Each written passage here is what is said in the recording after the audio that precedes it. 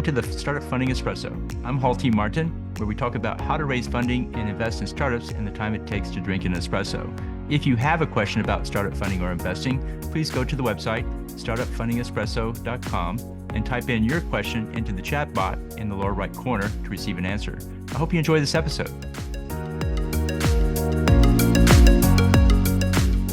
Hello, this is Hall T. Martin with the Startup Funding Espresso, your daily shot of startup funding and investing. Fundraising can be hard for startups because it falls into the important but not urgent category.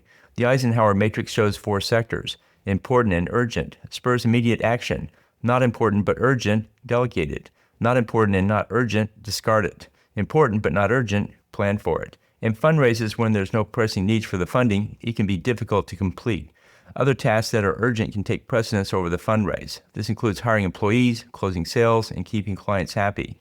Fundraising most often is not urgent and doesn't press the founder, so it gets deprioritized. Fundraising requires intention, discipline, and focus.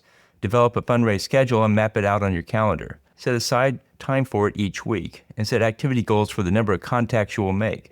Engage your team to hold you accountable. In the startup world, what you focus on and pay for get done. Thank you for joining us for the Startup Funding Espresso, where we help startups and investors connect for funding. Let's go start us into today. Hall T. Martin is the director of Investor Connect, which is a 501c3 nonprofit dedicated to the education of investors for early stage funding.